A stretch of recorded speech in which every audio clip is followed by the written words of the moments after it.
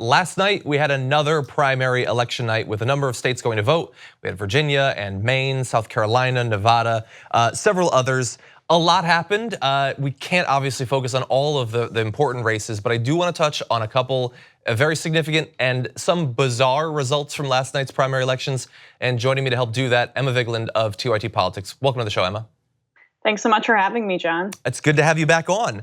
So there's a lot that I want to talk about. I'm sure many things on your mind, but I want to start off with one topic that we discussed during our live election coverage last night, and that was the likelihood that Mark Sanford, Republican congressman, would be defeated in his primary election.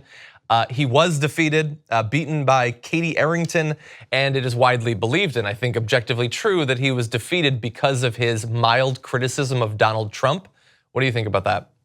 Yeah, it's unbelievable. I mean, this is the new reality in the Republican Party. She basically slammed him for not being sufficiently loyal to Trump.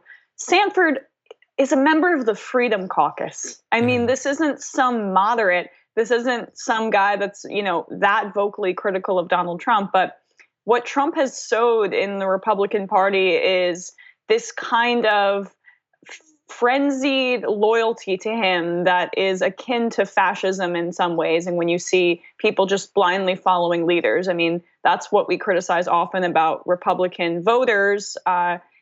They love their authoritarian light leaders, and now they're voting out pretty much anyone who was even mildly critical of the dear leader. So we've now referred to his criticism as mild twice. So I want to give people an idea of this criticism that has ended his career. And understand Mark Sanford, obviously, of course, I'm talking to the audience, not to Emma, I know she knows, has had his own problems in the past, an odd sex scandal, the Appalachian Trail, all of that stuff. You can look up the history. But what he said about Trump was that Trump fanned the flames of intolerance, and that was enough to end his career. I am desperate at this point to have a president who merely fans the flames of intolerance rather than pouring gasoline over immigrant families trying to cross the border. So do you think that should be, that criticism warrants the end of a career? Absolutely not. I mean, it's all about disloyalty, right? So the Republican Party and the primary voters in the Republican primaries are now saying, if you are even mildly, we keep saying that, but even a little bit disloyal, you're out. You have to go with this far right agenda.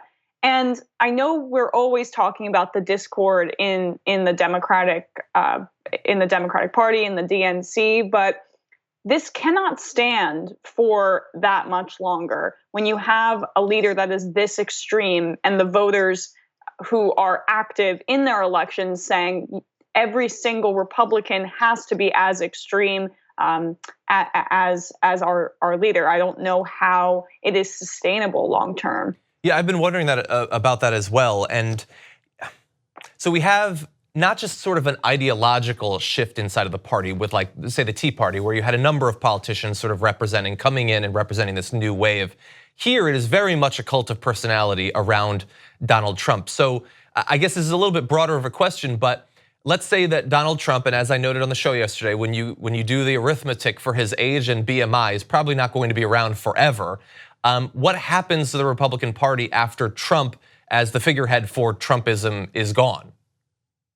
I don't know. I mean, I think that we are in a very interesting time because I was just asked the other day, do you think Trump is going to get reelected? And I said, I think it's more likely now than it was 3 months ago. His approval ratings have been steadily climbing. He's almost in the range of a normal president. So that means that he has a good likelihood of winning re-election, scarily enough. I mean, he's a master at manipulating the media and making sure that the policy discussions, or the lack thereof, whatever the media narrative is on his terms.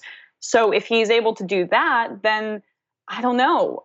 This could go on for another 4 years after, going into 2020, which is a scary thought. And then does that mean that the Democratic Party falls apart? Do we have any real opposition to Donald Trump? If the Democrats can't pull this off in 2020, I seriously worry about the future for our democracy and our country, because you can't legitimize this kind of leader a second time. Yeah. I'm worried it could happen. Yeah, I wonder about our ability long term to survive the first legitimization of him. But I agree with you long term, and I hope that the Democratic Party never gets to the point where even a little bit of criticism of a particular politician leads to the end of your career. With how undisciplined the party is, I don't think it'll happen, but that is my worry. I want to turn to Maine now. Now, Maine is doing an experiment with ranked choice voting happening in statewide elections. So we just had their primary, and now their governor, Paul LePage, says that the system of ranked choice voting is both the most horrific thing in the world, and he might not certify the results. He says he almost certainly will not certify the results of the election. He is saying that because it was done under a system he doesn't like, he is not going to certify the results at all. What do you think about that?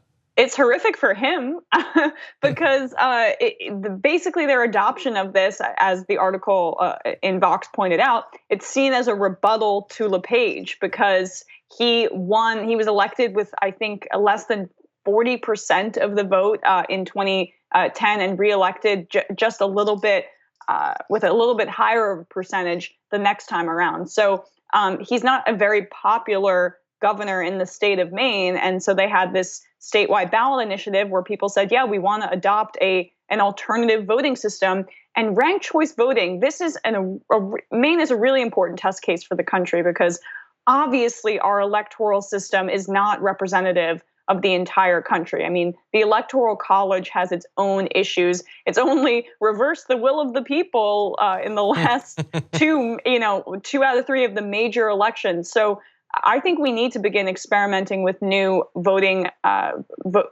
strategies. And if he doesn't actually implement this, it's incredibly undemocratic, but he could get away with it because unfortunately Republicans can always get away with undemocratic things because they just strong arm everyone and are confident about it.